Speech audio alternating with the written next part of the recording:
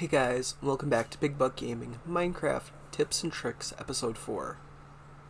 Tip number 1, the Fortune Enchantment.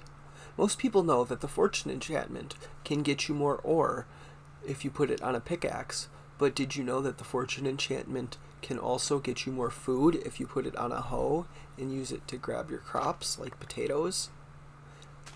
Normally you can get like 2 or 3 potatoes from a normal hoe, but if you use Fortune 3 Enchanted Hoe, you can get up to 8. Tip number 2, this one is for any console players. If you go into your settings, there's a setting called Pick Block under the controller options, and if you assign that to a button, what it will do is if you press it when you are all out of the block, whatever block you are looking at, if it is in your inventory or your hotbar, it will automatically be in your hand.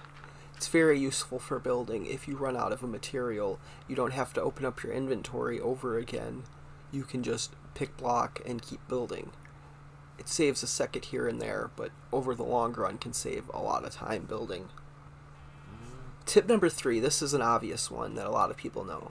If you put carpet on top of a fence post, you can jump on top of the carpet and get into your pen for your animals, but your animals cannot use the carpet to escape. You can use this instead of a fence gate, and it's kind of convenient because your chickens and smaller animals cannot escape. Tip number 4, if you use redstone to power the dragon head, the jaw will move up and down. I think it looks pretty cool. Tip number 5, in Bedrock Edition, you can use dye to dye the water of your cauldrons. It looks pretty cool, and you can use any color dye to do this. Tip number 5, water ruins redstone dust. So be very careful if you have water buckets or if you are building redstone dust underground and break a wall, because water can ruin your work and it really sucks. Tip number 7, scaffolding. Scaffolding is very useful for building. You can make scaffolding by cutting down bamboo and getting string from spiders, combining them at a crafting table. You can get scaffolding. You can build scaffolding straight up into the air, and you can also build out 4 blocks. It's really useful. You can climb up and down scaffolding like an elevator and don't have to tear it down until you're done.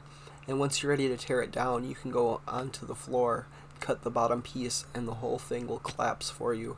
It's really nice and convenient, and one of my favorite things to use when I'm making large projects. Tip number 8, when you're enchanting, you don't have to go with the enchantments that are offered. You can go ahead and enchant something else, and then put the item that you want back into the enchantment table, and get different options. For example, if you're looking for a specific enchantment and the table isn't offering it, you can attempt to put something else in, like a book, and waste 1 level on leveling up the book, and then try again and keep going until you get the enchantment you want. As long as the enchantment is available, you will eventually get it. I hope you learned something new. Have a great day. Please like and subscribe.